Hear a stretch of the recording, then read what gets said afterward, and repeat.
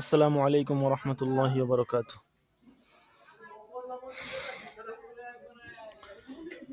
জি, আমাদের সময় হয়ে গেছে। তো আমরা দরস শুরু করে দিব ইনশাআল্লাহ এখনই। যারা বাকি আছে আস্তে, আস্তে জয়েন হতে থাকুক।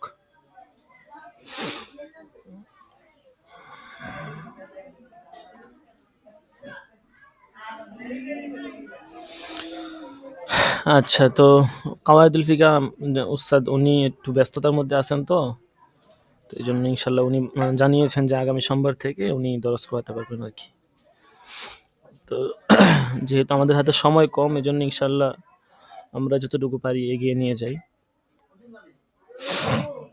তো আজকে ৫১ নাম্বার কায়দা থেকে হবে। মাত্র ১০টি কায়দা হবে আজকে। ৫১ নাম্বার কায়দা থেকে নিয়ে ৭ নাম্বার কায়দা পর্যন্ত হবে। আচ্ছা, সকলেই আমরা কিতাব ধরি। বিসমিল্লাহির রহমানির রহিম। ৫১ নাম্বার কায়দা। আল উমুরু বিমাকাসিদিহা। এটা তো একটা প্রসিদ্ধ কায়দা এবং এটা একটা হাদিসের মানজিলায়ও। তো আল উমুরু বিমাকাসিদিহা বলা হচ্ছে যে উমুর বিভিন্ন বিষয় মানে কাজকর্মের হুকুম এটা আবর্তিত হয় বিমাকাসিদিহা তার যে উদ্দেশ্য আছে ওই উদ্দেশ্যের উপর ভিত্তি করে। তো কাজকর্মের হুকুম আবর্তিত হয় তার উদ্দেশ্যের উপর ভিত্তি করে। এটা হচ্ছে মূল বিষয় আর কি। আল উমুরু বিমাকাসিদিহা।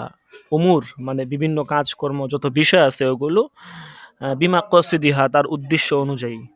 ঠিক আছে? তো এটা তো স্পষ্টই, অর্থাৎ নিয়ত যেমন হবে কাজের ফলাফলটাও এরকম হবে আর কি। ঠিক আছে? নিয়ত যেরকম হবে ফলাফলও ওইরকম হবে। যেমন এখানে অনেক ধরনের উদাহরণ হতে পারে। দেখা গেছে কেউ যদি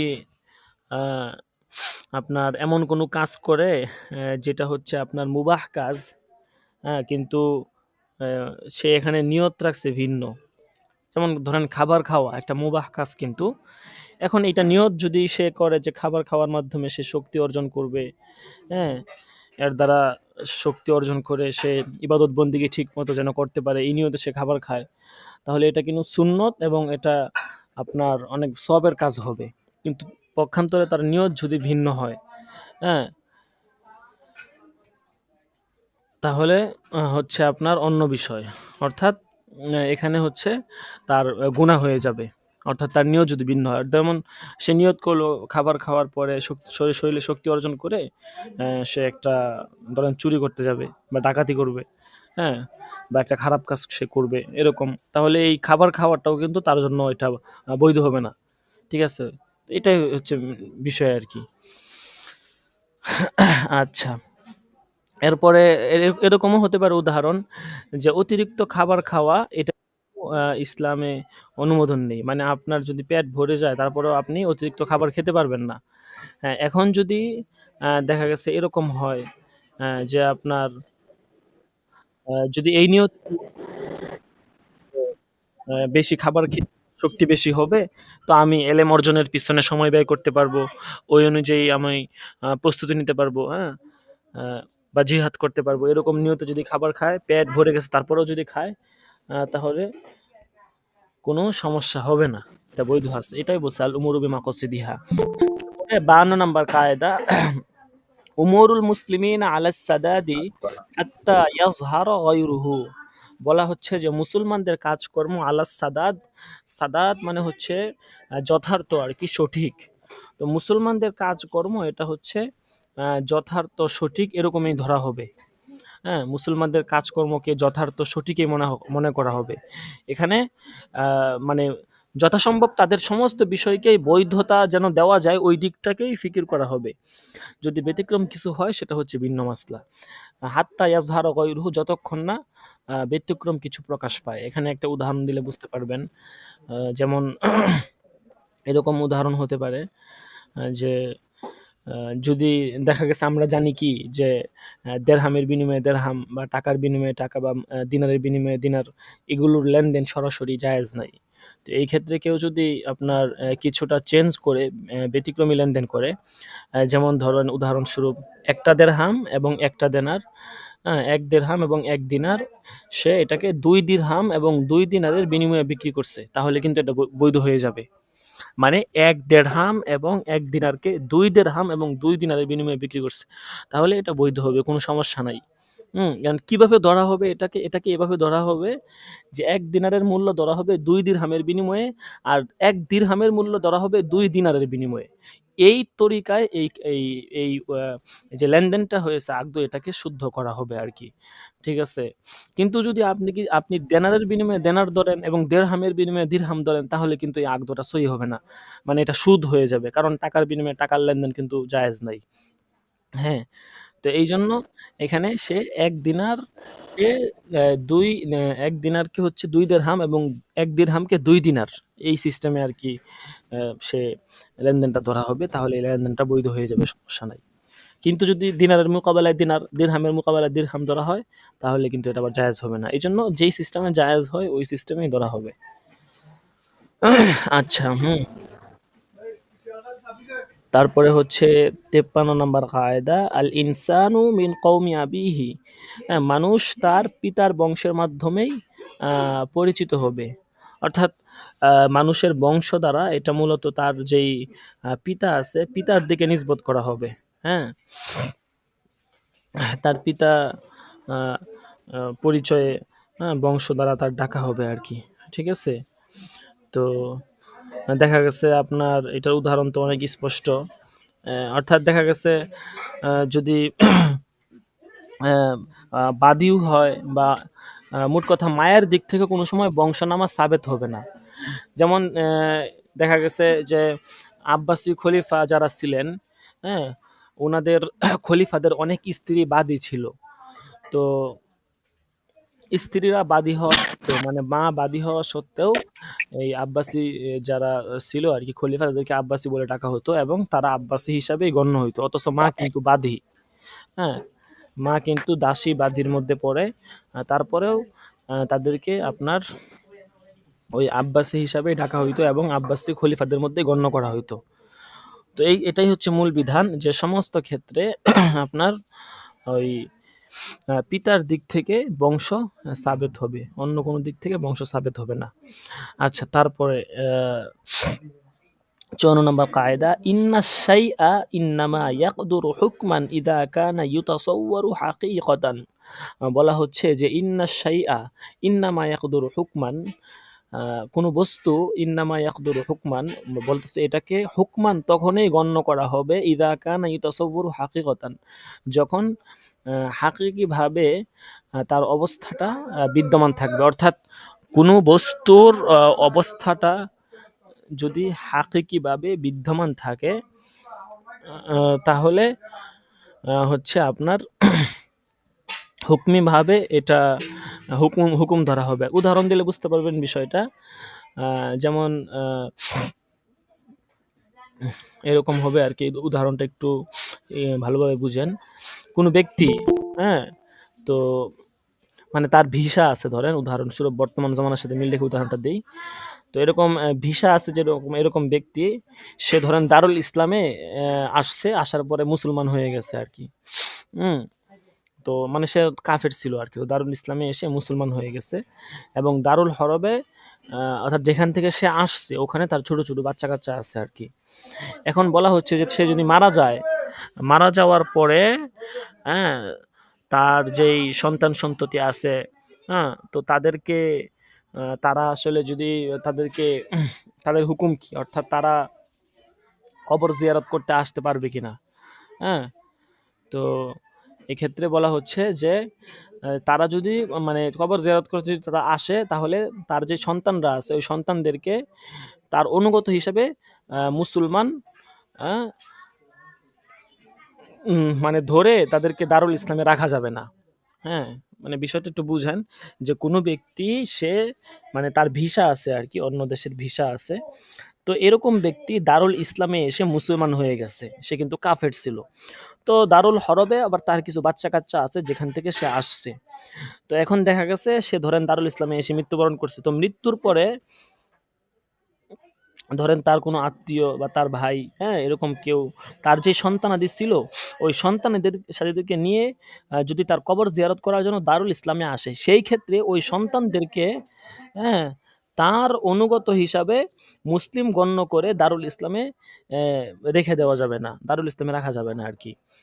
মানে যেহেতু পিতা মুসলমান ছিল এই জন্য সেও মুসলমান, এরকম ধরা যাবে না, ঠিক আছে।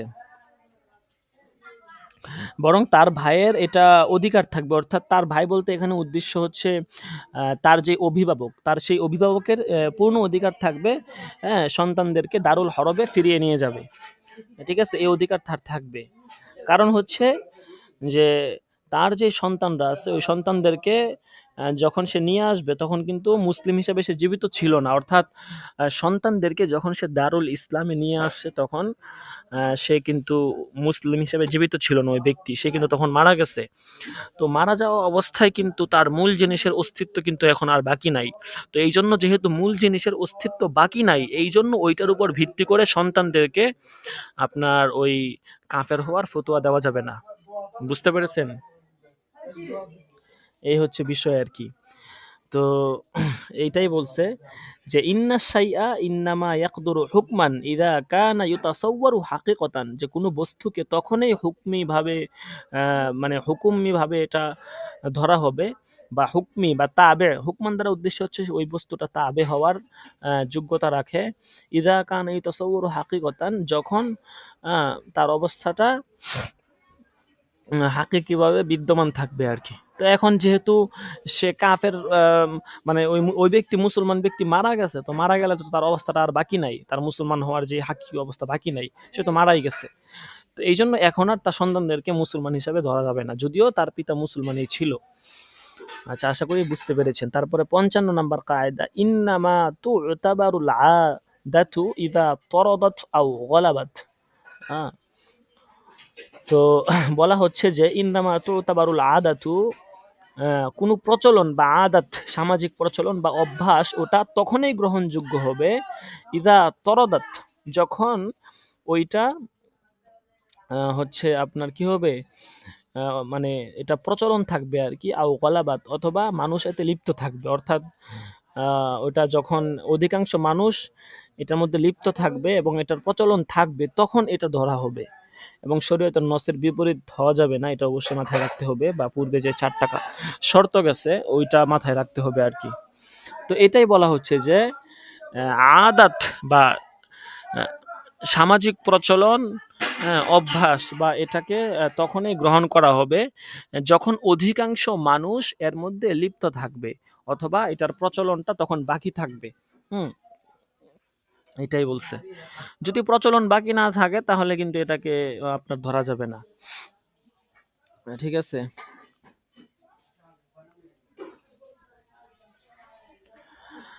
এখন দেখা গেছে এটার অনেক উদাহরণ হইতে পারে, উদাহরণের তো অভাব নাই, ঠিক আছে।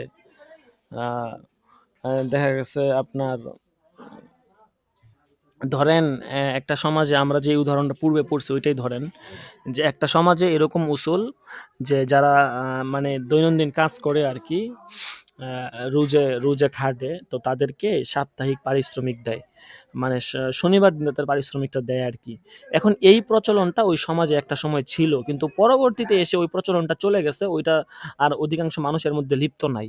তো বলা হচ্ছে যে তখন আর ওটাকে হ্যাঁ আপনার ধরা যাবে না, মানে ওইটাকে আর ওই আপনি ওই হিসাবে ধরতে পারবেন না, এবং ওইটাকে ওই হিসাবে ধরে আপনি কি করতে পারবেন না, তাকে ওই শনিবার দিনেই ইয়া দিতে পারবেন না, পারিশ্রমিক দিতে পারবেন না, বরং তার যেই সময় ছিল ওই সময়ে তাকে পারিশ্রমিক, অর্থাৎ প্রতিদিনের পারিশ্রমিক বা তার সাথে যেরকম চুক্তি হয়, হ্যাঁ, ওই রকম চুক্তি অনুযায়ী তাকে পারিশ্রমিক দিয়ে দিতে হবে। এটাই হচ্ছে মূল মাসলা আর কি। আচ্ছা, বা এরকমও হতে পারে যে কোনো ব্যক্তি তার মেয়েকে বিবাহ দিচ্ছে, তো বিয়ে দেওয়ার সময় যদি তার মেয়েকে অনেক কিছু দিয়ে তাকে বিবাহ দেয়, তাহলে একজনের উপর ভিত্তি করে অন্য সবাইকে যে অনেক কিছু দিতে হবে এরকম না বিষয়টা আর কি, ঠিক আছে।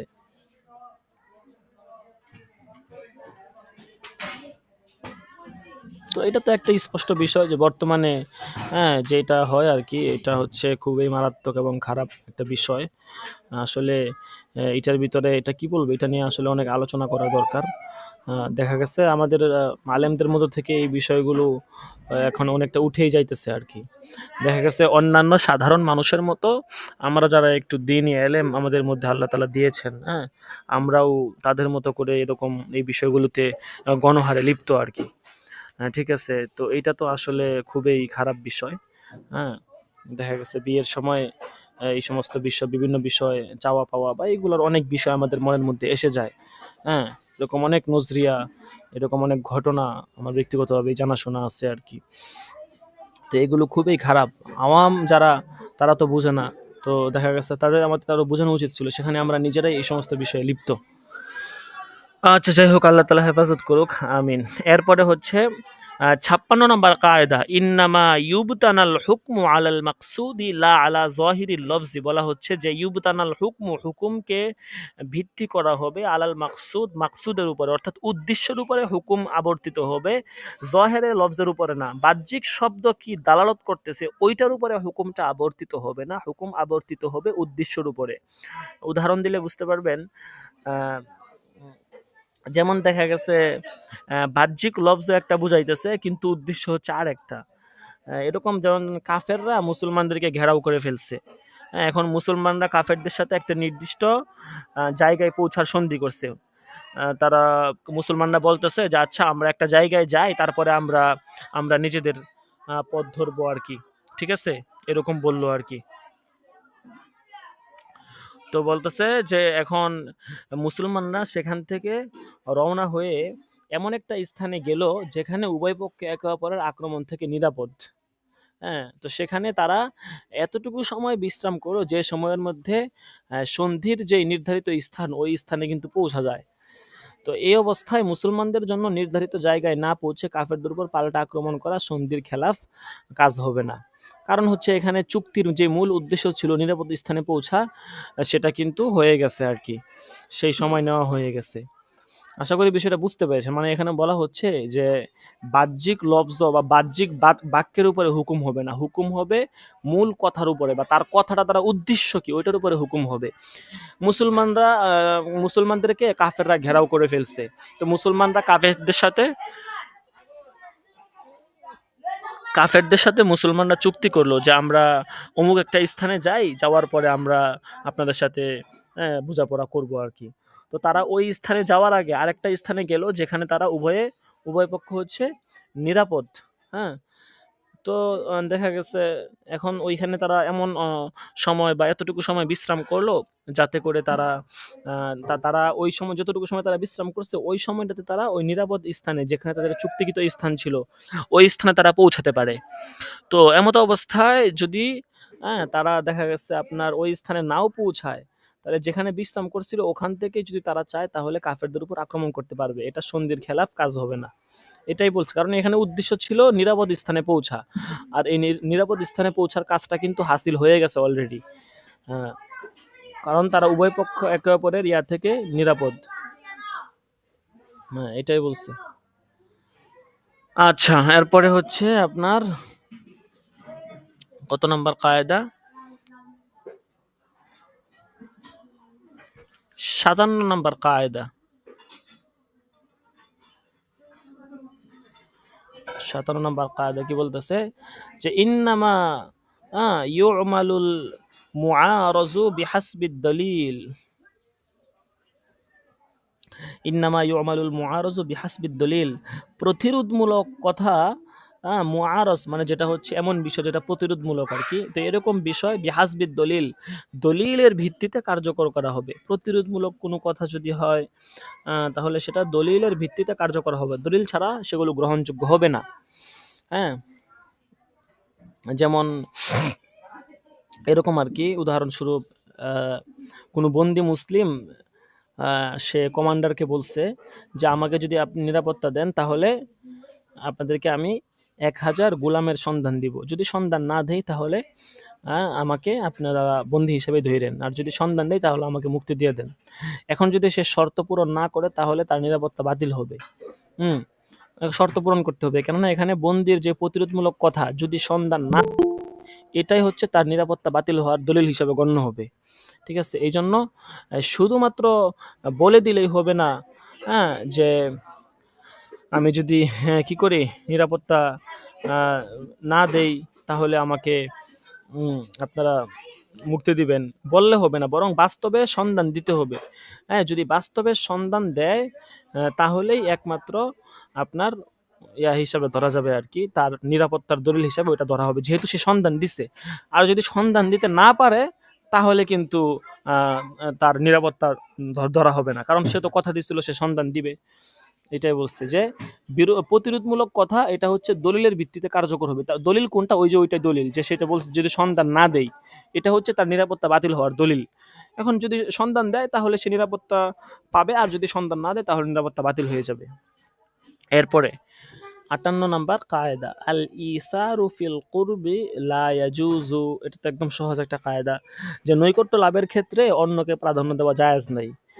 উদাহরণস্বরূপ সহজ উদাহরণ ধরেন, নামাজের কাতারে দাঁড়াইছেন, তো আপনি আপনার বন্ধুকে সামনের কাতারে যাওয়ার জন্য ঠেলতেছেন, এটা জায়েজ নাই, বরং আপনি নিজে যান। সওয়াবের ক্ষেত্রে অন্যকে প্রাধান্য দিতে পারবেন না। দুনিয়া বিলাইনে আপনি প্রাধান্য দেন, কোনো সমস্যা নাই, কিন্তু সওয়াবের ক্ষেত্রে অন্যকে প্রাধান্য দিবেন এই বিধান বা এই আদেশ শরীয়ত করে না। ঠিক আছে, সওয়াবের ক্ষেত্রে কোনো ধরনের কি নাই, আপোষ নাই, সেই ক্ষেত্রে আপনার নিজেরটাই আগে দেখতে হবে। ঠিক আছে, এই জন্য সওয়াবের ক্ষেত্রে এই বিষয়টা খুব মাথায় রাখতে হবে, যে অন্যকে প্রাধান্য দেওয়া হয়ে গেছে কিনা। ঠিক আছে, এই বিষয়টা খুব মাথায় রাখতে হবে, সওয়াবের ক্ষেত্রে অন্যকে প্রাধান্য দেওয়ার কোনো সুযোগ নেই। আচ্ছা, এখানে তারপরে হচ্ছে অনেকগুলো নোটিফিকেশন চলে আসছে, এগুলো একটু ডিলিট করে দিই।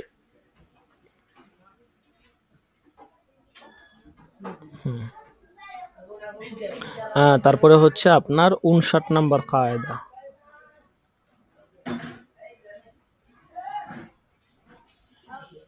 59 নাম্বার কায়দা, এটা একটু ভালো করে ধরেন। 59 নাম্বার কায়দাটা, যে এখানে বলা হচ্ছে যে আইয়ু কালিমাতিন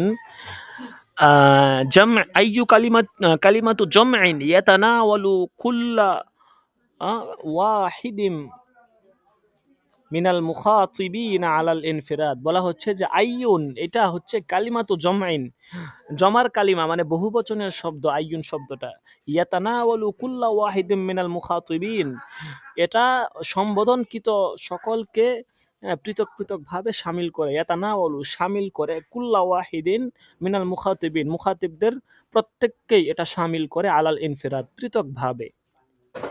অর্থাৎ আইয়ুন শব্দ এটা প্রত্যেককে শামিল করবে, যাদেরকে সম্বোধন করা হয় তাদের প্রত্যেককে শামিল করবে পৃথক পৃথক ভাবে।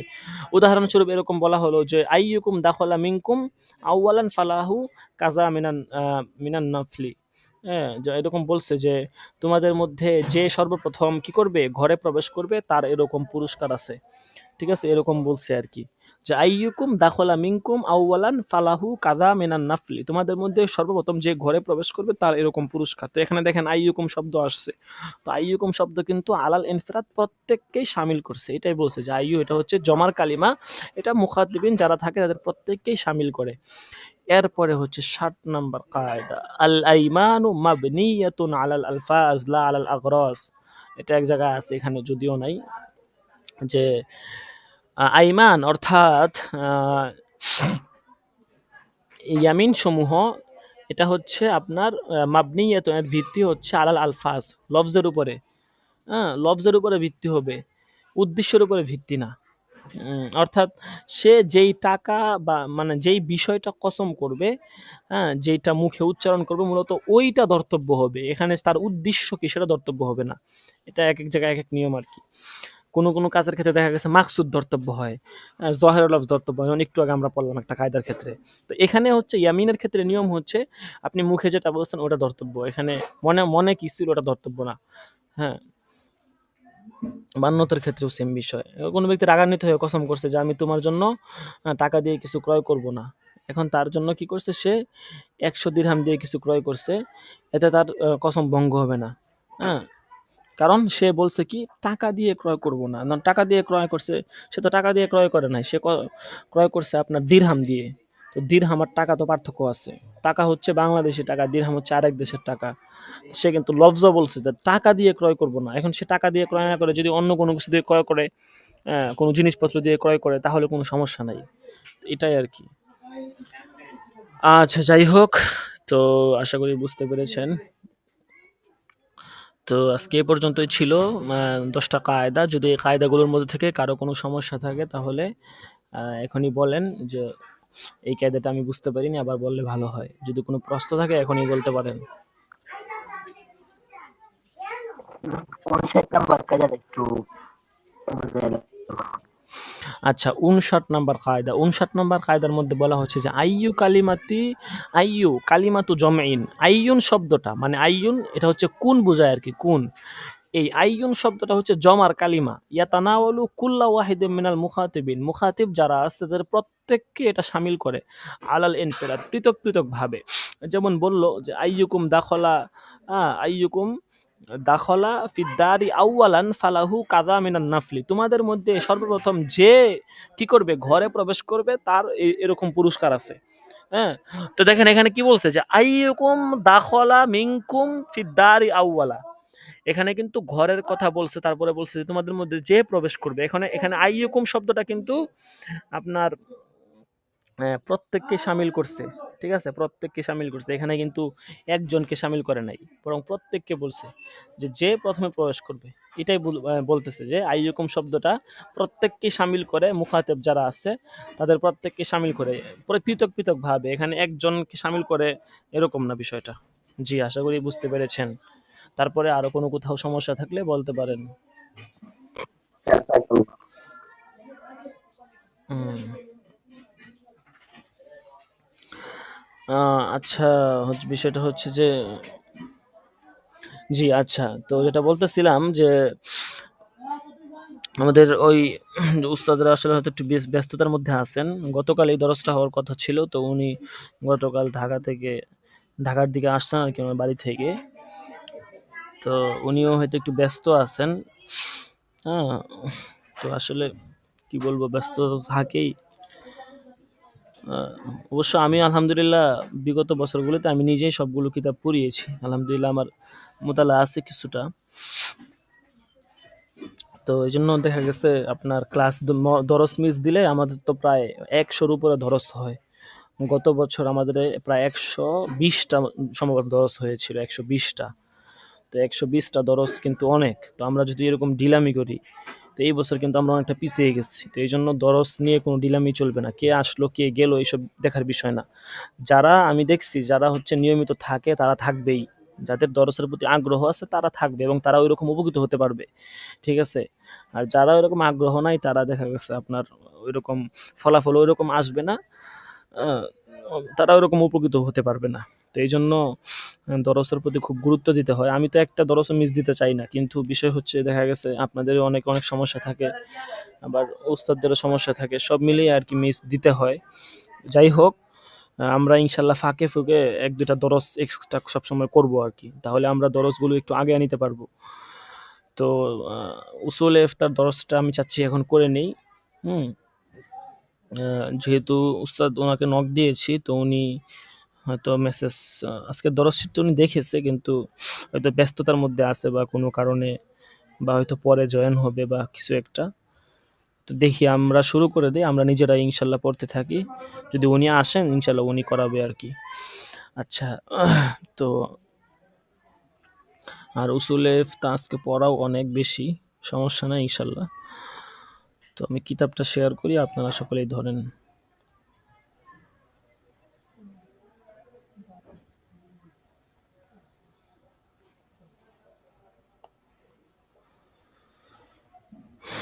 আল্লাহু আকবার।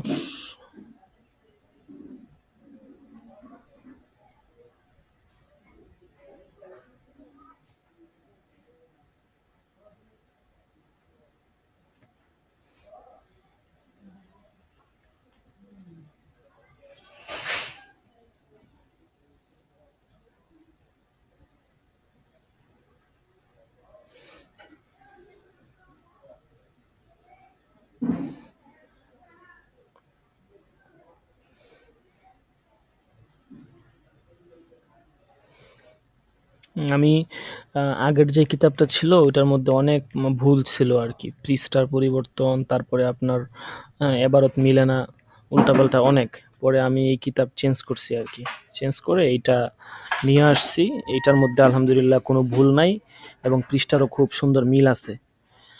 তো আজকে যে পড়াটা ছিল এটা অনেকটা উনি পড়ে গত ক্লাসে আর কি পড়িয়ে ফেলছেন। তো ইনশাল্লাহ আমরা এরপর থেকে পড়ব। তো কতটুকু পড়িয়েছেন এটা সঠিক আমার মনে নেই, আপনাদের কারো মনে থাকলে বলতে পারেন। আল ফতুয়া ফি আহাদিন নবী সাল্লাল্লাহু আলাইহি সাল্লাম এই অধ্যায় উনি পড়াইছেন।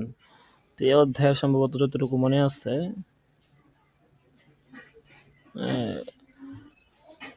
কাইফা তাকজিদ আরজালাকা কাজাউন, হ্যাঁ এগুলো মনে হয় গেছে।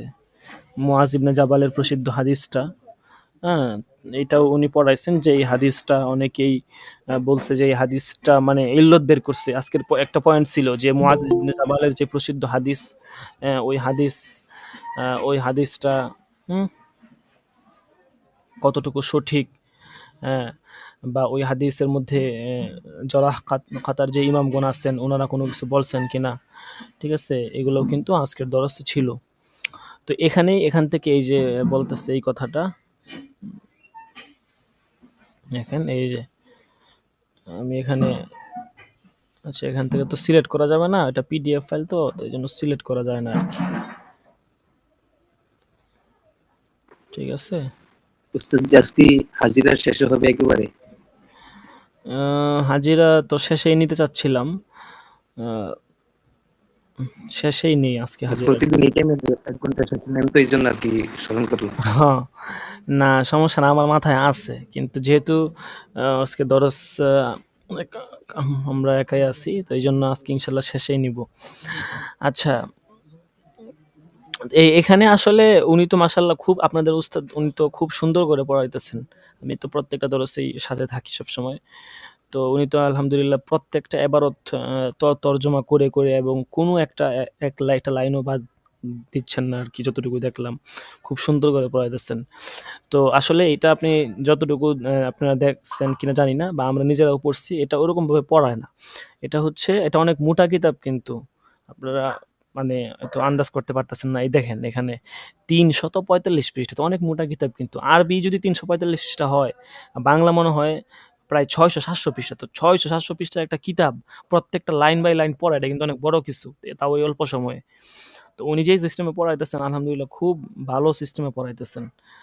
তো আর আমরা যখন পড়ছি আমাদেরকে ওই সিস্টেমে পড়ানো হয় নাই, বা আমরা নিজেরাও যখন দরজ দিছি গত বছরগুলোতে এই সিস্টেমে না, বরং দেখা গেছে আমরা এবারত পড়ে গেছি এবং ভাব তর্জমাটা বলে গিয়েছি, ঠিক আছে। আর এখানে আরবি এবারতগুলা সহজ, অত কঠিন কিছু না, কারণ যিনি লেখছেন উনি তো আর আরবি না, উনি কিন্তু আজমি। তো এই জন্য এবারতগুলাও অত কঠিন না, অন্যান্য কিতাবের তুলনায় এবারতগুলো অনেক সহজ, অর্থ সহজ।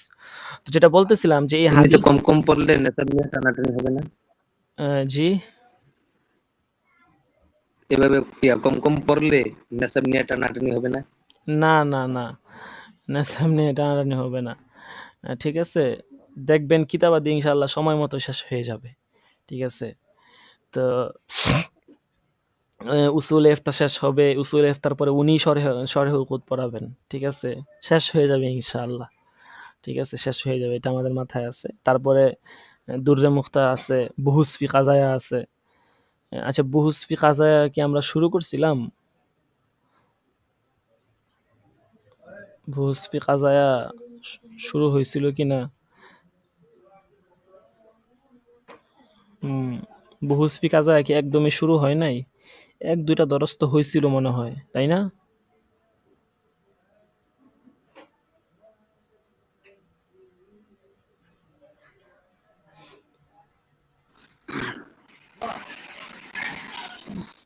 জি হয়েছিল। হ্যাঁ হ্যাঁ, উসুল ইফতা ওয়া একটু আলোচনা হয়েছিল। ফিকা হ্যাঁ, বুহুস ফি কিছুটা শুরুতে কাজায়া, একবার বুহুস ফি কাজায়ার কিছু দরস হয়েছিল আর কি। যাই হোক, এই বুহুস ফি কাজায়া ইনশাল্লাহ আমরা বুধবার দিন আলোচনা করব। তো যাই হোক, এটা যে পর্যন্ত হয়েছিল এরপর থেকে ইনশাল্লাহ আমরা পড়বো আর কি। বুহুস ফি কাজায়া আসলে 2 খণ্ড কিতাব, অনেক বিশাল বড় এক কিতাব। তো এটা সবগুলো অধ্যায় পড়া হয় না। প্রথম খণ্ড থেকে আমরা বিগত বছরগুলোতে প্রায় সবগুলো শেষ করছিলাম। তো ওখান থেকে ওই কিতাবের মূল আলোচনার বিষয় হচ্ছে আপনার এই যেই বিষয়টা আছে বা যেই অধ্যায়টা আছে ওই অধ্যায়ের যে মূল মাকসাদ ওইটা হচ্ছে বোঝা আর কি, ওই কিতাবের মূল উদ্দেশ্য। হ্যাঁ, আচ্ছা যাই হোক, তো যেটা বলতেছিলাম এই হাদিসটা সম্পর্কে অনেকে অনেক কথা বলছেন যে ওয়াইন আল্লাহু বাজুল মুহাদ্দিসিনা বিজাহালাতিল হারিস ইবনে আমর ওয়া জাহালাতু মান রাওয়া আনহুম মিন আসহাবি মুআজ ইবনে জাবাল রাদিয়াল্লাহু আনহু ওয়ালাকিন তালাক্কাহু উলামাউ কুল্লি আসরিন ওয়া মিসর বিল কবুলি ওয়া ইয়াকুলুল হাফিজ ইবনুল কাইয়িম রাহিমাহুল্লাহ ফাহাদা হাদিসুন ওয়া ইন কানা আন গায়রি মুসাম্মিনা ফাহুম আসহাবু মুআজ ফালা ইয়াদুররুহু যালিকা।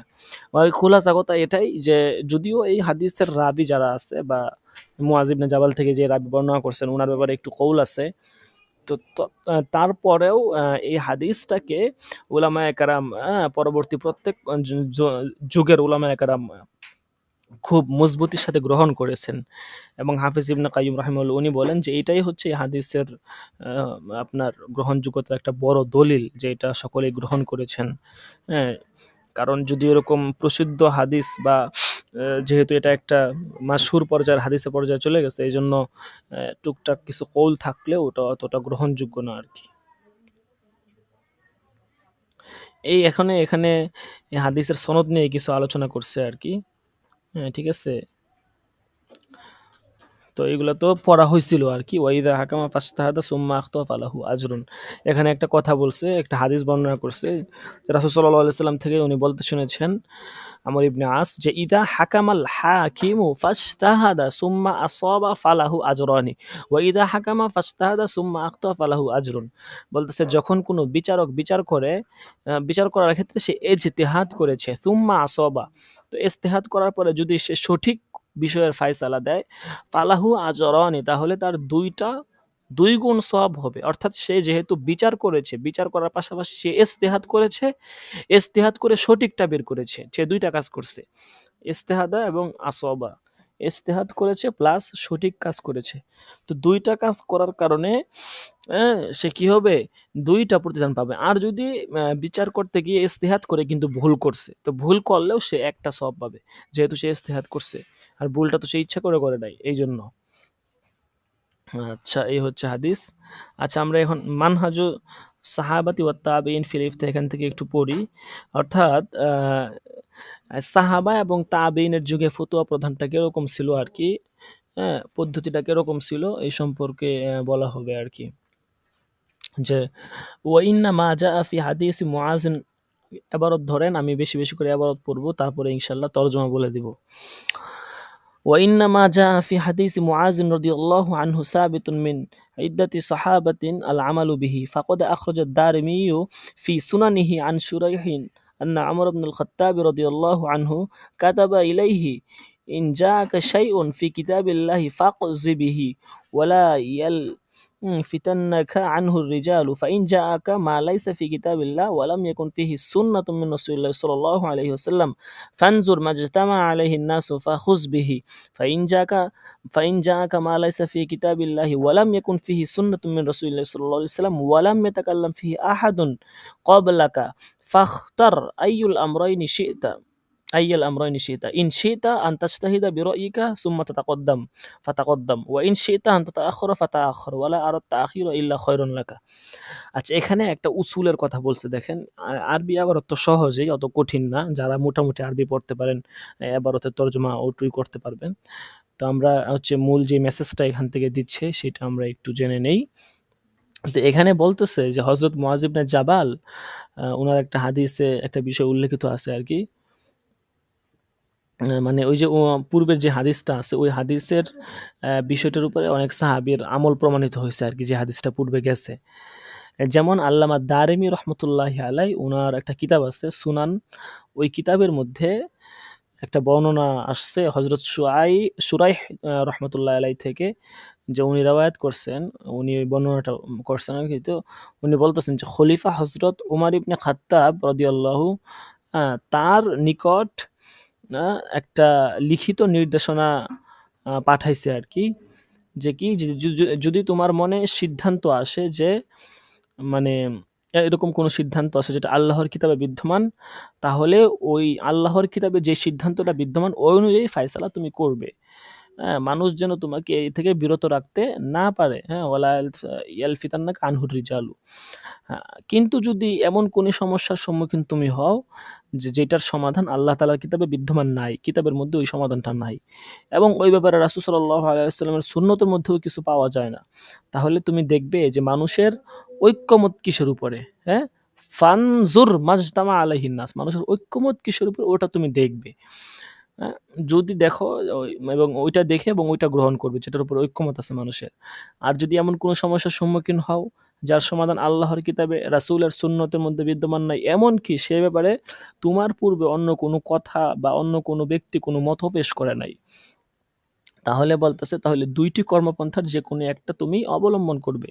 সেটা কি? যে ইনশিতা আন তাজতাহিদা। তুমি যদি চাও তাহলে তুমি ইজতিহাদ করবে এবং ইজতিহাদ মোতাবেক অনুযায়ী তুমি অগ্রসর হবে। এই অনুযায়ী তুমি সেটা ফায়সালা করবে।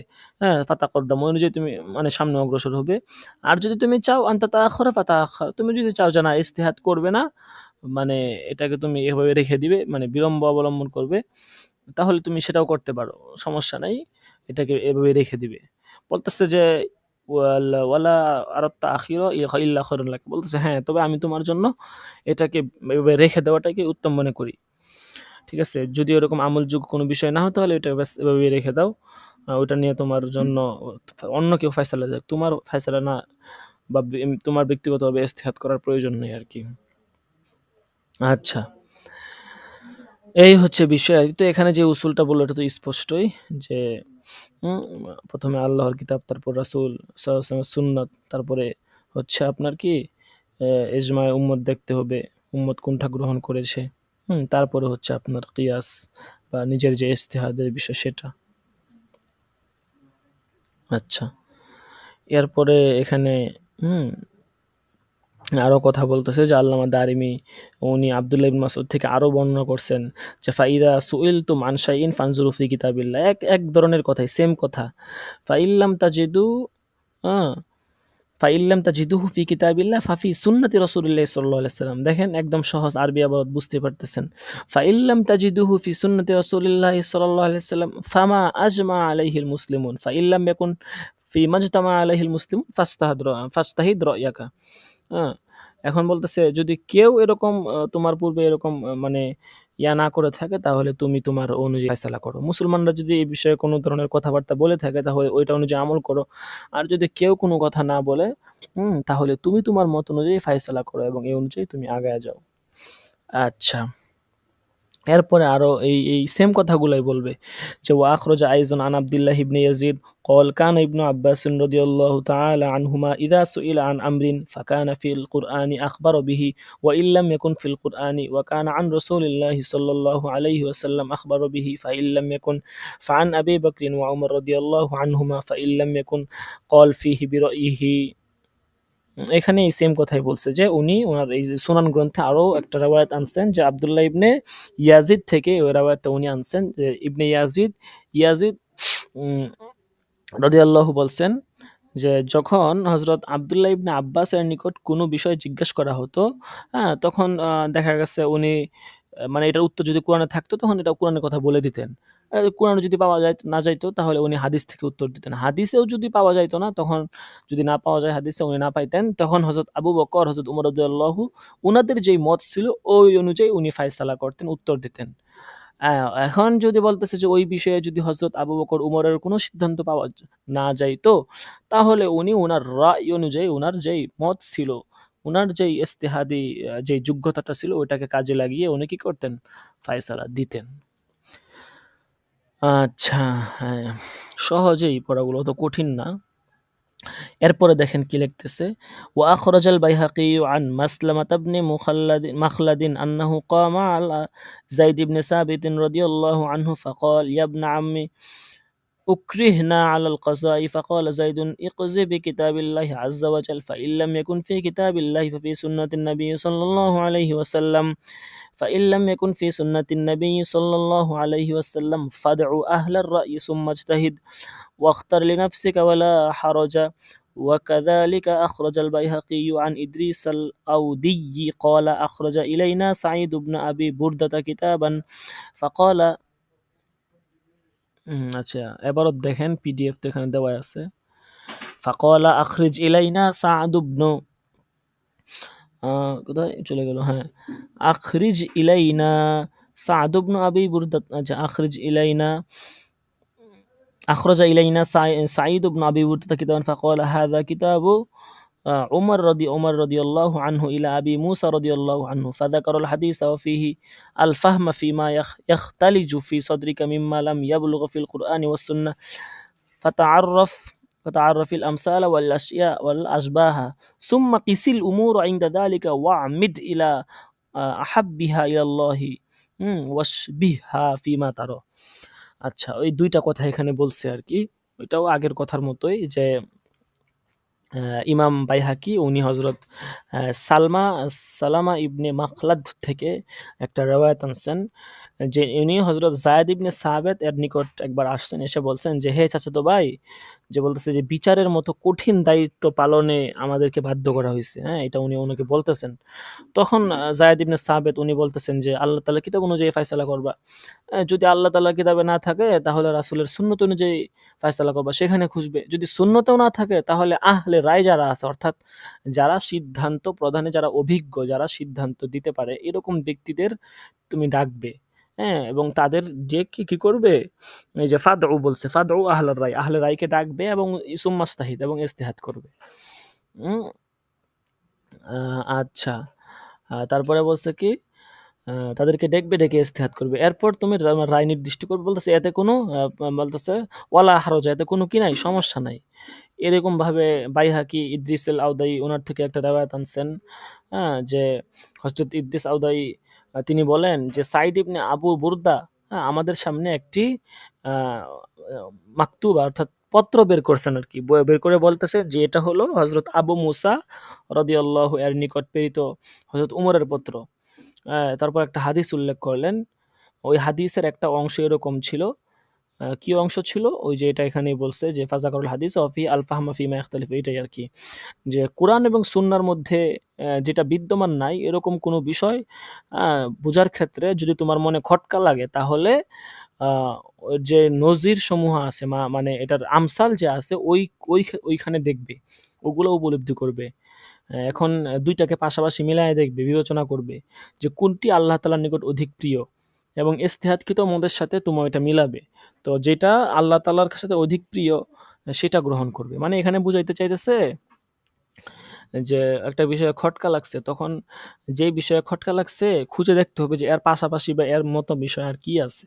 তো ওইটা দেখে ওই দুইটার সাথে যেটা সামঞ্জস্যপূর্ণ বা কিয়াস করার পরে যেটা অধিক ভালো মনে হয় এবং যেটা আল্লাহ তাআলার কাছে অধিক প্রিয় ওইটা গ্রহণ করবে। হ্যাঁ, এটাই বলছি আর কি। এরপরে বলতেছে যে ফাহা উলাই। আচ্ছা, এরপরে ধরেন নিচের দিকে দেখেন, আমরা শেষের দিকে চলে আসছে, সমস্যা নেই।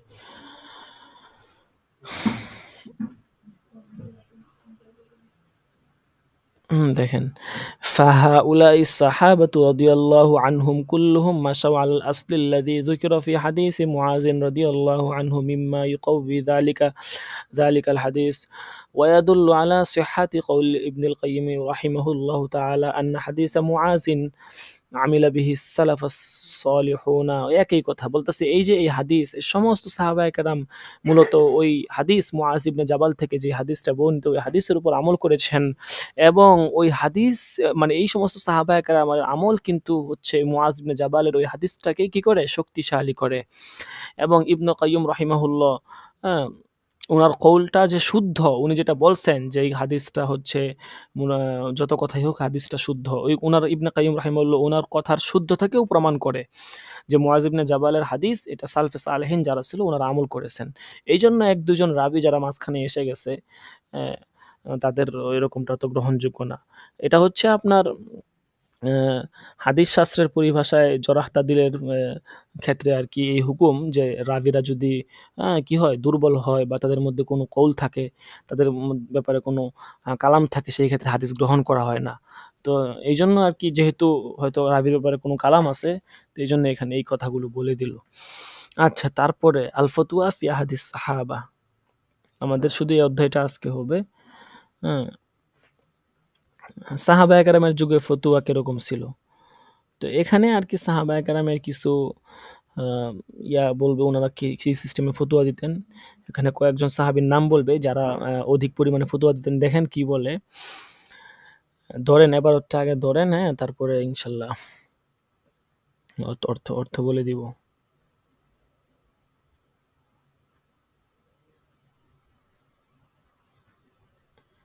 الفتوى في عهد الصحابة ذكر ابن القيم في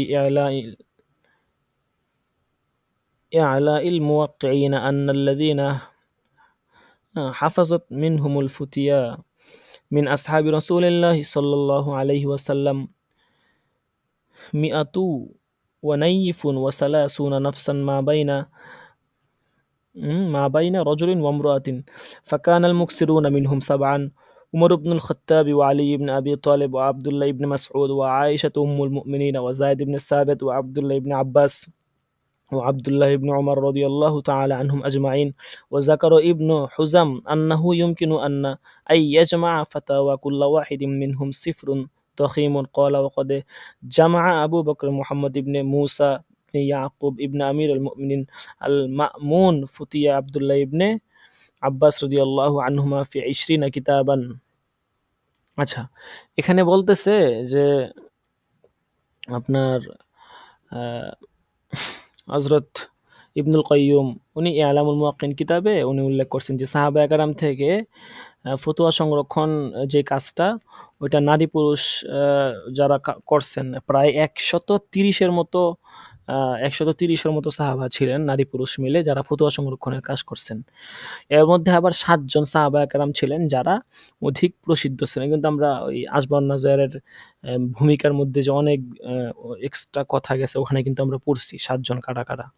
হযরত ওমর ইবনে খাত্তাব আছেন, হ্যাঁ, আলী ইবনে আবু তালেব, আব্দুল্লাহ ইবনে মাসউদ, উম্মুল মুমিনিন হযরত আয়েশা রাদিয়াল্লাহু তাআলা আনহা, যায়েদ ইবনে সাবিত, আব্দুল্লাহ ইবনে আব্বাস এবং হযরত আব্দুল্লাহ বিন উমর রাদিয়াল্লাহু তাআলা আনহু ওনারা আর কি।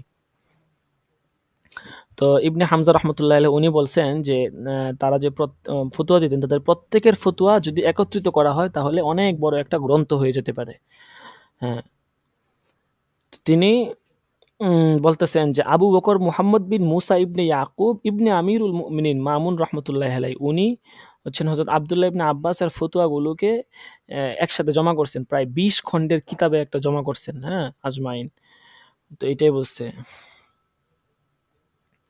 ওনার ফতোয়াগুলোকে উনি একসাথে জমা করছেন, সেখানে প্রায় 20 খণ্ডের মতো বড় এরকম কিতাব হয়ে গেছে আর কি। হ্যাঁ, দেখেন লিখছে যে আনহুমা ফি 20 কিতাবান, 20 খণ্ডের কিতাবে জমা করছেন। তারপরে আবু বকর বিন মুহাম্মদ রহমতুল্লাহ আলাইহি ইলমে ফিকহ এবং ইলমে হাদিসের বিষয়ে মুসলমানদের ইমামদের মধ্যে থেকে একজন অনেক বড় ইমাম ছিলেন আর কি। হ্যাঁ, وأما المتوسطون من الصحابة فيما روي عنهم من الفتيا فعددهم أكثر। বলতেছে যে সাহাবায়ে কেরামদের মধ্যে থেকে ফতোয়া প্রদানের ক্ষেত্রে যারা মধ্যম পন্থা অবলম্বন করছিলেন তাদের সংখ্যা অনেক। এই ফরিকের মধ্যে আছেন কারা আছেন? হযরত আবু বকর সিদ্দিক রাদিয়াল্লাহু তাআলা আনহু, হযরত উম্মে সালামা, হযরত আনাস বিন মালিক, হযরত আবু সাঈদ খুদরি, হযরত উসমান বিন আফফান, হযরত আবু হুরায়রা রাদিয়াল্লাহু তাআলা আনহু। আবু হুরায়রা উনি হচ্ছেন হাদিসের ক্ষেত্রে আর কি বড় একজন, সবচেয়ে সবার আগায় আছেন। ফতোয়া ক্ষেত্রে ওনারা মধ্যম পন্থা অবলম্বন করতেন।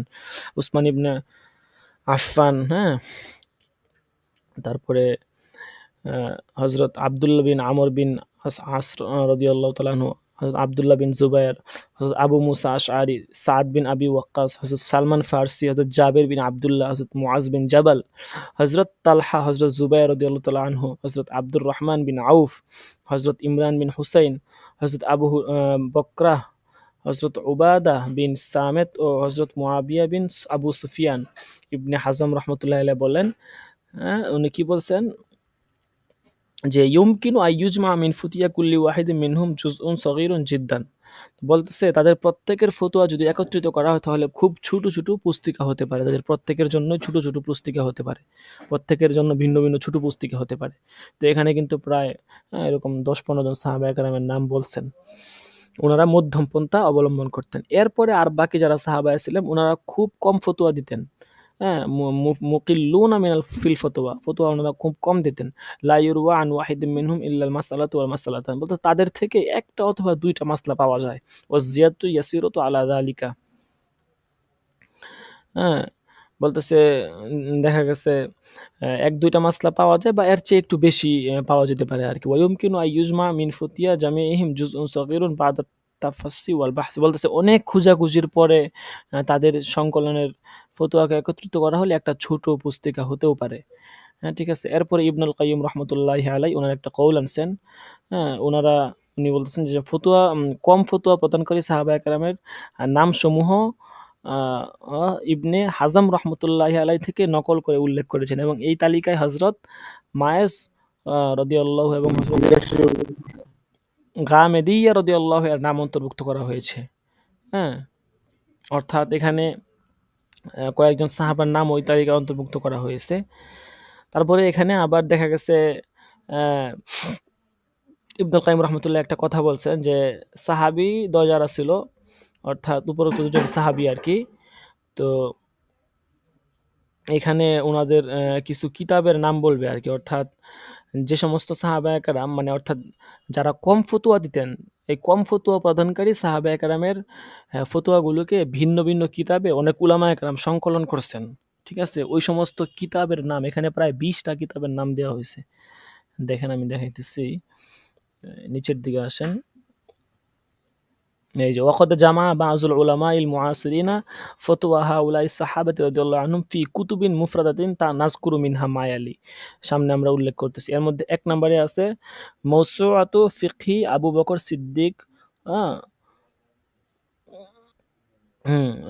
লেখক হচ্ছেন মুহাম্মদ রাওয়াস কালআজি, দারুন নাফায়াস প্রকাশনী আর কি।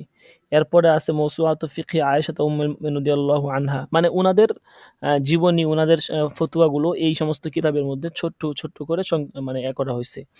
এরপরে 3 নম্বরে মৌসুআতু ফিকহি উমর ইবনুল খাত্তাব, এরপরে ফিকহ উমর ইবনুল খাত্তাব। হ্যাঁ, তারপরে আছে কি,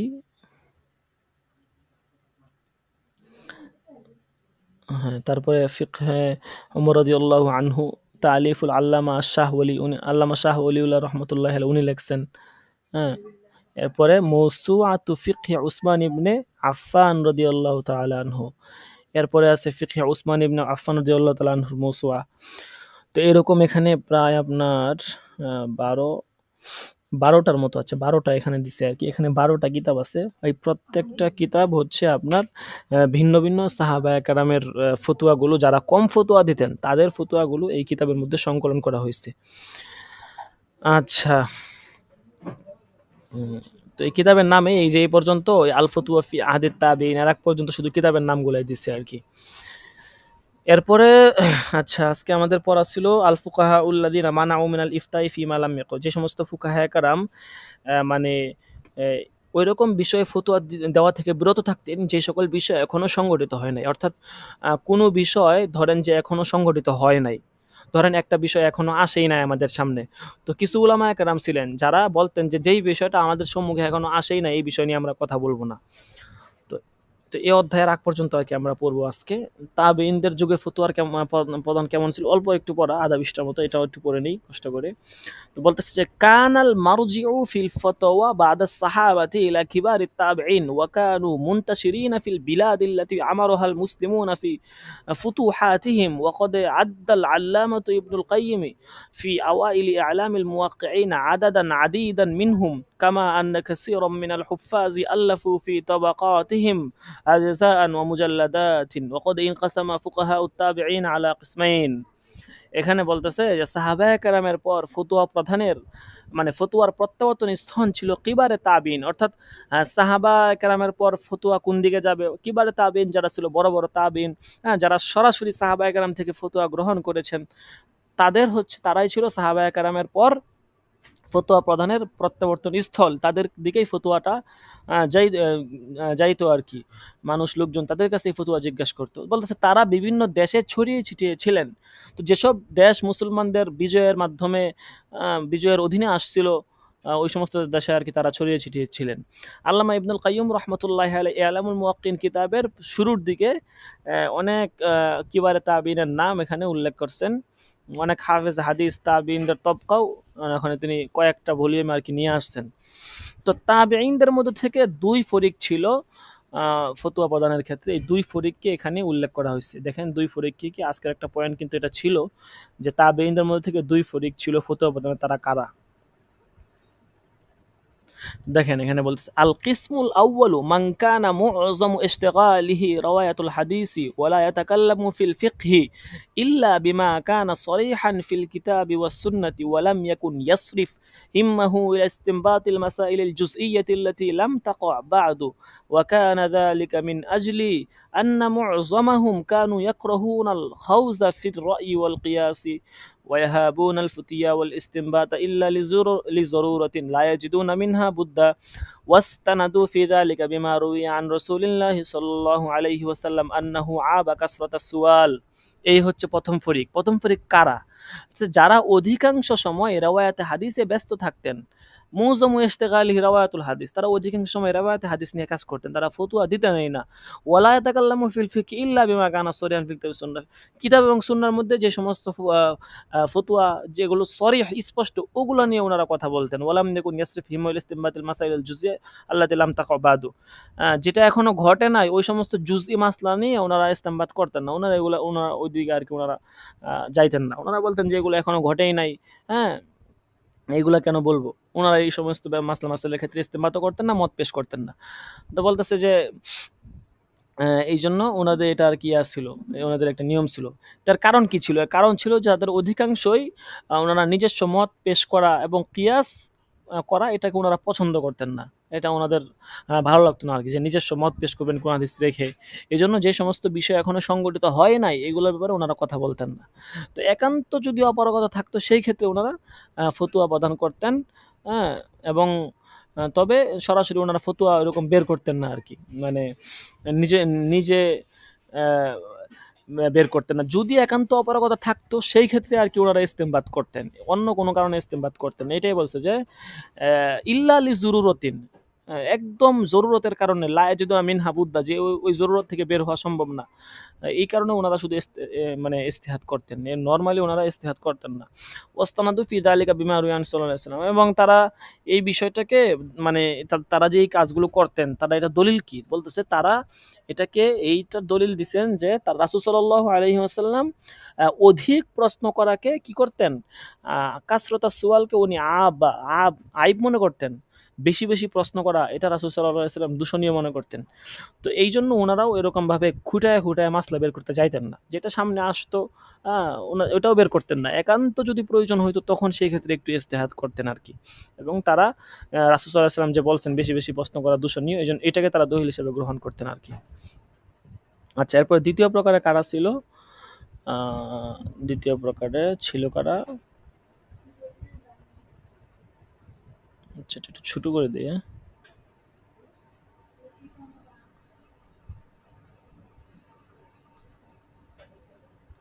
এটা তো চলে যেতেছে।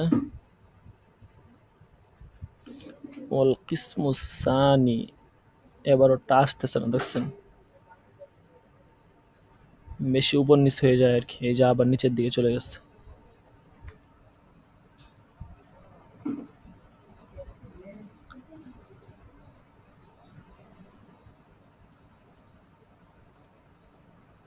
আচ্ছা ধরেন এটা বেশি বড় করলে আবার চলে যাবে, ছোটই থাক, তো জুম করে ধরে নেন।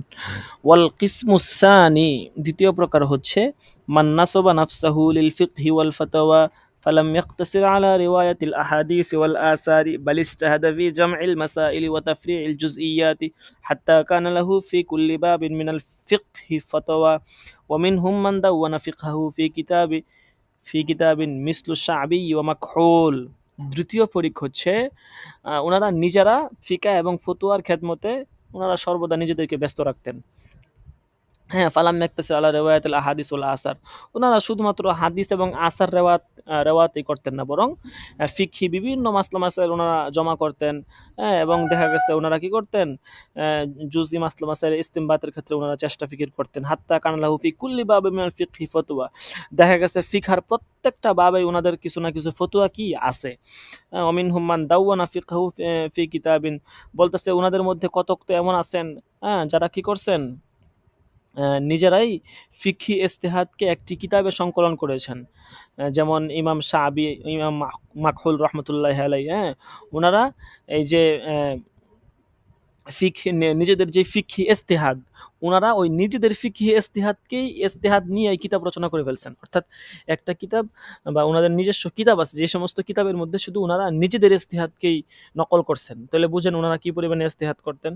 তো এক এক মেজাজ দিয়ে আল্লাহ তাআলা এক এক মানুষকে সৃষ্টি করেছেন। এটাই দুনিয়ার নিজাম, দুনিয়ার নিয়ম। দুনিয়াতে আপনি যতই বলেন না কেন, যে একটা জিনিস বিশেষ করে মিলবে না, সেটা হচ্ছে বা মানুষের আঙ্গুলের ছাপ, এটা কিন্তু কখনো মিলবে না, এটা কিন্তু মিলা অসম্ভব। দেখেন এইটা যেমন নাকি মিলা অসম্ভব, অনুরূপভাবে আরেকটা জিনিস অসম্ভব, সেটা হচ্ছে এক এক মানুষের তবিয়ত মেজাজের সাথে এক এক মানুষের মেজাজ মিলবে না, এটা সম্ভবই না, এটা কোশ্চিনকালও সম্ভব না। এটা হচ্ছে যে এমন একটা বিষয় যে আকাশ জমিন মাটি আর আকাশ একত্রিত হওয়া যেমন অসম্ভব, এটা অসম্ভব। বাহ্যিক দৃষ্টিতে মনে হবে যে এটা সম্ভব, কিন্তু প্রকৃতপক্ষে এটা সম্ভব না, এটা সম্ভবই না। এখন এটা আপনি যার সাথে মিলান না কেন, আপনার সবচেয়ে প্রিয় মানুষ যে হবে, বা যে আপনার সবচেয়ে প্রিয় মানুষ, তার সাথে যদি এরকমভাবে বলেন তার সাথে আমার মেজাজ মিলে বা তার মেজাজ আমার মেজাজ এক, এটা হবে না, এটাও হয় না। ঠিক আছে, হয়তো দেখবেন যে 80% ক্ষেত্রে মেজাজ মিলে, কিন্তু অন্ততপক্ষে 2-4-5টা বিষয় এমন থাকবে, বা কিছু বিষয় এমন থাকবে, বা 10% বা 5% হলেও এমন থাকবে, অন্তত 2% হলেও এমন থাকবে যেখানে তার সাথে আপনার মেজাজের কি মিলবে না। এটাই দুনিয়ার নিজাম। এটা আপনার পিতা হোক, আপনার মাতা হোক, আপনার স্ত্রী হোক, আপনার বন্ধু হোক, যেই হোক না কেন, 100-তে 100 দুনিয়ার 2জন মানুষ আপনি এরকম দেখাইতে পারবেন না যাদের মেজাজ 100 থেকে 100 মিলে গেছে, যে সে যা করতে চায় তার অপর বন্ধু বা তার অপর যেই পার্টনার আছে সেও তাই করতে চায়, এরকম হবে না। দুনিয়ার সৃষ্টির আল্লাহ তাআলা সৃষ্টি করেছে মানুষকে এভাবে। তো এরকম ভাবে দেখা গেছে যারা বড় বড় ইমাম ছিলেন, ওনাদের মেজাজও এক এক রকম ছিল, এক একজনের এক এক দৃষ্টিভঙ্গি ছিল। একে দেখা গেছে একজন এই যে দেখলেন পড়লেন আজকে, এক ফরিক ছিল যারা কি করতো, শুধুমাত্র হাদিস এবং আসার রাওয়ায়াত করতো। ওনারা মাসলা মাসাইল বের করে এটা পছন্দই করতেন না, এবং ওনারা এটা দেখতেও পারতো না। দলিল দিত যে রাসূল সাল্লাল্লাহু আলাইহি ওয়াসাল্লাম সওয়াল করা এগুলাকে ওনারা সওয়াল করাকে দুষ মনে করতেন, এই জন্য ওনারা ওইগুলা করতো না। অথচ আরেক ফরিক ছিল যারা মাসলা মাসাইল নিয়ে পড়ে থাকতেন, এবং নিজেদেরকে নাসাবা নাফসাহু, নিজেদেরকে ওই কাজেই ওনারা নিজেদেরকে উৎসর্গ করে দিচ্ছেন। দেখেন সম্পূর্ণ ভিন্ন হয়ে গেল। অথচ তারা যে বৈধ কাজ করছে বা অবৈধ কিছু করে ফেলছে এরকম না, বা যারা করে নাই তারা যে গুনাহের কাজ করে ফেলছে, বিষয়টা এমনও না। আপন জায়গা থেকে প্রত্যেকটা ফরিক কিন্তু আপন জায়গা থেকে তার স্থানে আছে এবং তার মর্যাদায় বহাল আছে। তো এরকমই আর কি, যে দুনিয়ার প্রত্যেকটা বিষয় হচ্ছে আপনার আপন গতিতে চলে আর কি, একজনের সাথে আরেকজনের কোনো মিল নেই, মেজাজের মিল নেই, এটাই নিয়ম। এখন দেখা গেছে আমি আপনি যদি জোর করে কারোর সাথে কারোর মেজাজের মিলাইতে যাই, এটা হবে না, এটা হচ্ছে বোকামি হবে আর কি। আমার আপনার যারা পরিচিত জন আছে তার সাথে আপনার মেজাজে মিলবে না, এটাই হচ্ছে স্বাভাবিক। সেখানে জোর করে মিলানো এটা করলে এটা বোকামি কাজ হবে। যেমন ধরেন এখানে যারা আমরা দ্বিতীয় ফরিক পড়লাম, তাই না? তো দ্বিতীয় ফরিক এখানে তারা ওই মেজাজের ছিল, এবং তাদেরকে এখানে জোর করে আপনি প্রথম ফরিকে নিয়ে যাবেন, এটা হবে না। বরং তাদের ওই মেজাজ ছিল, তাদের কাছে ওই দলিল, ওই বুঝ তাদের জেহানে ছিল, হাজার বুঝেও তাদেরকে লাভ নেই, তারা ওইভাবেই কাজ করবে। তারা ওইভাবে কাজ করছে দেখে তো আমরা আজকে এত কিছু পাইছি। তারা যদি এরকম কাজ না করতো, প্রথম ফরিকের মতো শুধু হাদিস আসার নিয়ে বসে থাকতো, তাহলে তো আর আমরা ওগুলো পাইতাম না। আবার প্রথম ফরিককে আপনি বুঝতে পারবেন না, কারণ প্রথম ফরিক হাদিস আসার নিয়ে বসে থাকার কারণেই আজকে আমরা হাদিস আসারের এত বিশাল ধনভাণ্ডার পাইছি। এই জন্য প্রত্যেকের জায়গা থেকে সঠিক আছে, এটা ধরতে পারেন।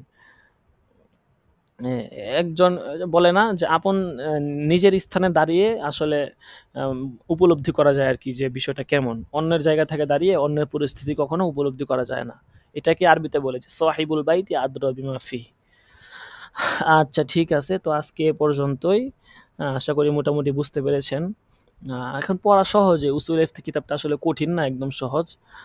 তো আমরা ৩৮ পৃষ্ঠা চলে আসছি ইনশাল্লাহ। এক এক দরসে ২০ পৃষ্ঠা, ২৫ পৃষ্ঠা, ৩০ পৃষ্ঠা করে হয়ে যাবে। ঠিক আছে, সামনে শেষের দিকে আরো অনেক সহজ এবং শেষের দিকে চমৎকার কিছু পড়া আছে। ইনশাল্লাহ কেউ দরস মিস দিবেন না, খুব গুরুত্বপূর্ণ পড়া। তো যাই হোক, এখন ইনশাল্লাহ হাজিরা হবে, হাজিরার পরে আপনাদের ছুটি হয়ে যাবে ইনশাআল্লাহ। তো যাদের রোল নাম্বার যত ওই অনুযায়ী আপনারা একটু কষ্ট করে মিউট করে রাখবেন, সাথে সাথে হাজিরাটা দিয়ে দিবেন।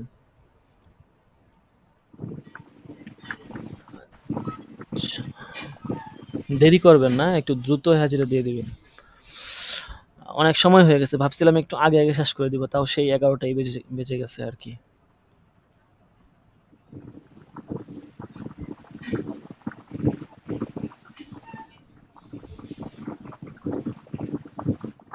আচ্ছা, 18 নম্বর দরস আজকে ইনশাল্লাহ। 19-20 এই দুইটা দরস হয়ে গেলে এই দরসের হাজিরা শীট আপনাদেরকে দিয়ে দেওয়া হবে।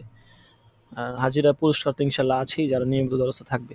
আচ্ছা, 1 নাম্বার জুনায়েদ আল হাবিব, 18 নম্বর দরস। لبيك 3 রাকিবুল হাসান, لبيك 6 ইব্রাহিম খলিল। ইব্রাহিম খলিল আর হচ্ছে আবু তাহের, হ্যাঁ, এদের কোনো খোঁজ খবর আমি পাচ্ছি না। ইব্রাহিম খলিল তো কিছুদিন ক্লাসে ছিল, পরে শুনলাম হজে গেছে, কিন্তু ওনাদের অনেক আনএক্টিভিটি। বিশেষ করে এই প্রথম সাময়িক পরীক্ষায় যারা অংশগ্রহণ করবে না তাদের নাম ফাইনালি কেটে দিব আর কি। এখানে অনেকের নাম উঠে গেছে, মোটামুটি এখানে লিস্টে যাদের নাম আছে প্রায় সবাই আছে, 2-4 জন ছাড়া আর কি, হাতে গোনা 2-3 জন হবে আর কি। আচ্ছা, তারপরে 8 আবু তাহের, নাই মনে হয়। 9 মোহাম্মদ ইউসুফ, মোহাম্মদ ইউসুফ নাই 9।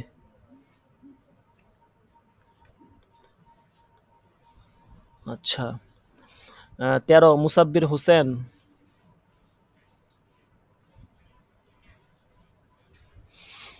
মুসাব্বির হোসেন নাই। আচ্ছা, তারপরে হচ্ছে 14 আরমান হোসেন, 15 আব্দুল আহাদ,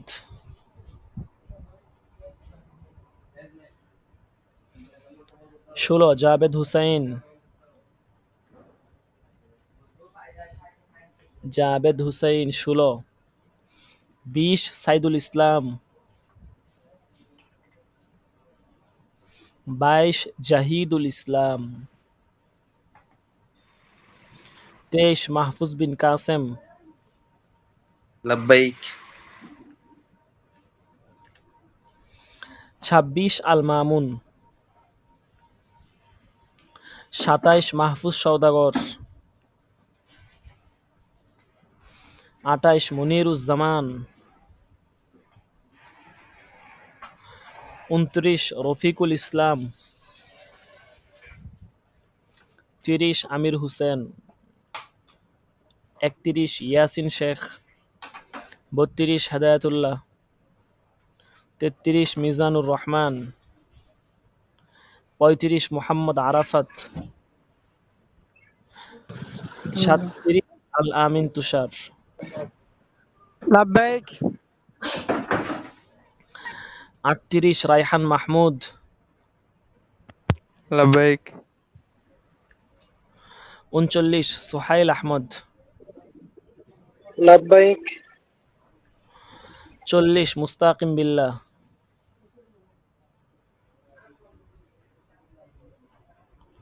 40 মুস্তাকিম বিল্লাহ নাই। আচ্ছা, তারপরে 42 গোলাম কিবরিয়া,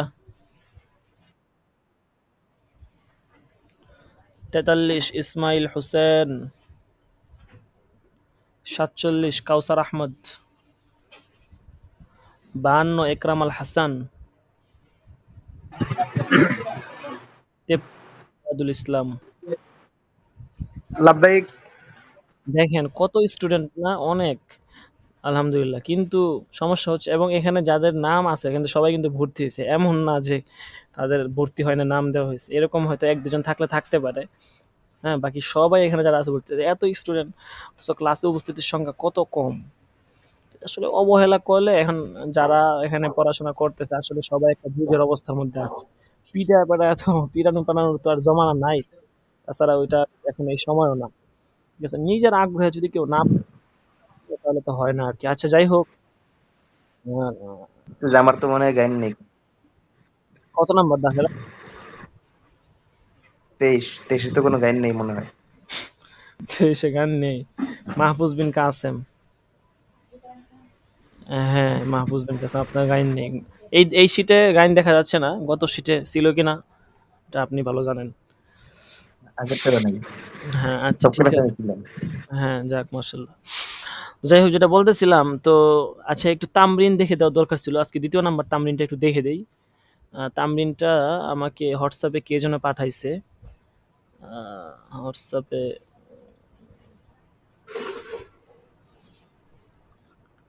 হোয়াটসঅ্যাপে কে যেন পাঠাইলো।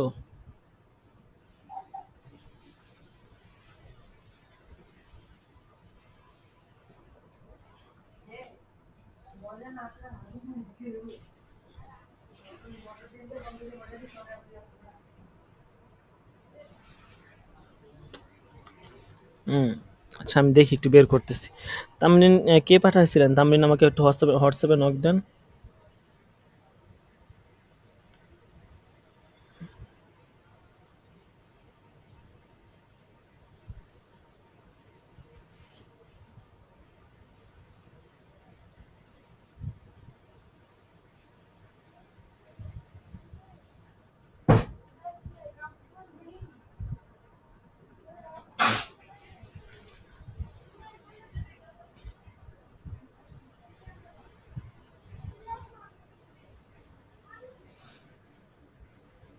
যার তামরিন এর 20 নম্বর হাজিরা দিতে পারি নাই, নেট ছিল না।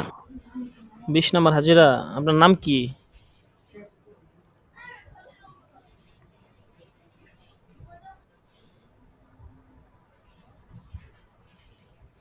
আহ, 20 20 নাম্বার হচ্ছে সাইদুল ইসলাম নাকি?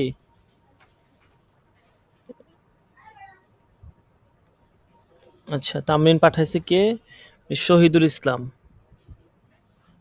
সাইদুল ইসলাম জি হুজুর। আপনি নাকি? তা আপনার নাম কি সাইদুল নাকি শহীদুল? জি জি জি। সাইদুল ইসলাম। আচ্ছা ঠিক আছে, তা আপনি পাঠাইছেন না, আচ্ছা আপনারটাই দেখে দেই। কিন্তু আপনি তো পাঠাইছেন এমন ভাবে। সাইদুল ইসলাম 20। আচ্ছা শুনেন, তামরিন হচ্ছে আপনারা ওই ইয়া করে পাঠাবেন, মানে ডক স্ক্যানার দিয়ে পিডিএফ করে পাঠাবেন। হ্যাঁ সাইদুল ইসলাম। হ্যাঁ দিছি, হাজিরা দিছি। ডক স্ক্যানার দিয়ে পিডিএফ করে তামরিন পাঠাবেন, তাহলে ভালো হয়। আমি দেখে দিব। আপনাকে তো কিতাব দেওয়ার কথা ছিল, আমি ভুলেই গেছি আসলে, ব্যস্ততার কথা, কোনটা থেকে কোনটা করব। আচ্ছা সমস্যা নাই, এখনই দিয়ে দিব ক্লাসের চলাকালীন অবস্থায়। তামরিনটা একটু দেখে নিই। হ্যাঁ, প্রথমটা তো দেখা হয়েছে, দ্বিতীয়টা দেখে নেই। আচ্ছা একটু অপেক্ষা করেন, হোয়াটসঅ্যাপে যাই।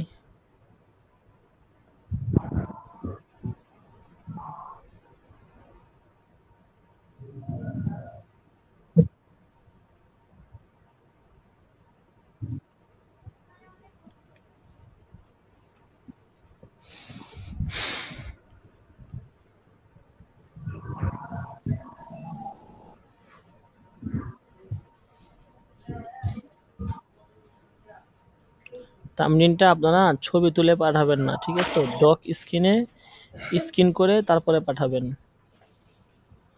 আচ্ছা আমি স্ক্রিনটা শেয়ার করি।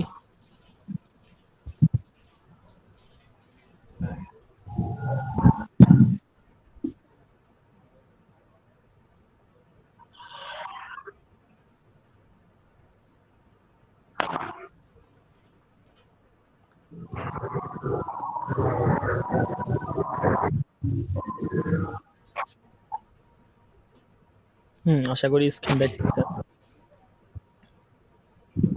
এই উনি যে সিস্টেমে লেখছে মাশাল্লাহ, ভালোই হয়েছে। হ্যাঁ, তবে আর একটু ফাঁক ফাঁক করে লিখবেন, মানে আচ্ছা। লেখাটা যেন আরো স্পষ্ট হয় আর কি। আপনার হাতের লেখা মাশাল্লাহ সুন্দর আছে। তো দেখেন এখানে উনি যেটা লিখছে,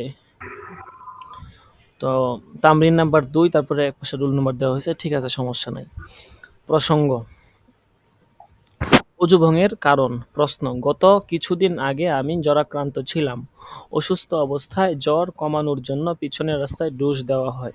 জানার বিষয় হলো, এর দ্বারা কি আমার অজু ভেঙে যাবে? দলিল সহ জানিয়ে বাধিত করবেন। জবাব হামিদা ও মুসল্লি ও মুসল্লিম, এখানে হ্যাঁ সমস্যা নেই, বিসমিল্লাহির রহমানির রহিম আনতে পারেন। আচ্ছা, যদি ঢোস প্রবেশ করানোর সময় ভিতর থেকে ময়লা বের হয় তাহলে এর দ্বারা অজু ভেঙে যাবে।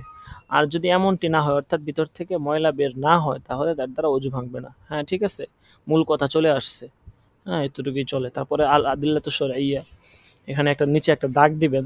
দাগ দেওয়ার পরে এখানে যেটা বলছিলাম যে নাম্বার দিবেন, যেমন ইযা আখরাজা দুবুরাহু আন আলাজাহু বিয়াদিহি আও বিখিরকাতিন হাত্তা আদখালাহু তানতাকিজা তাহারাতুহু। এই ইযা আখরাজার শুরুতে একটা ১ নাম্বার দিবেন।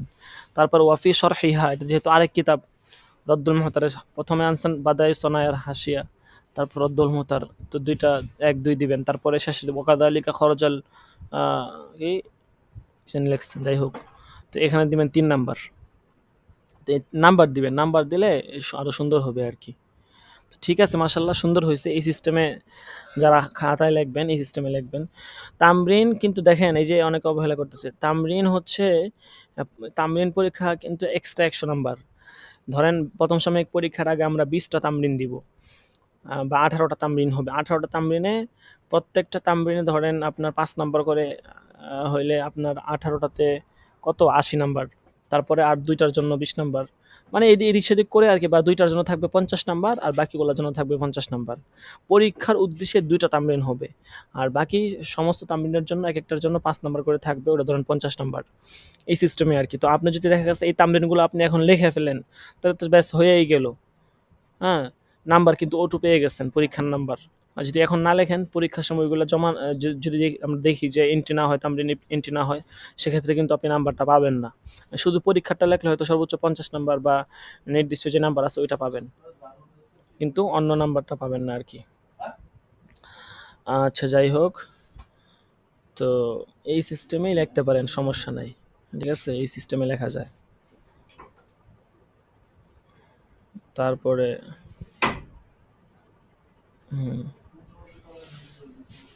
এটা হচ্ছে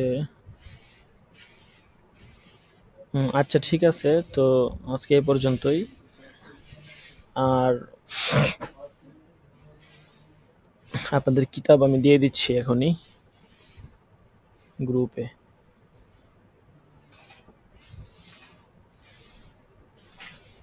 আচ্ছা, হোয়াটসঅ্যাপ গ্রুপে আমি কিতাব দিয়ে দিতেছি, ঠিক আছে? দরস শেষে আপনারা কিতাব ডাউনলোড করে নেবেন।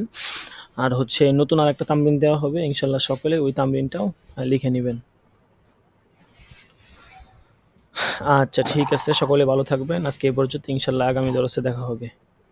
আসসালামু আলাইকুম ওয়া রাহমাতুল্লাহি ওয়া বারাকাতুহু।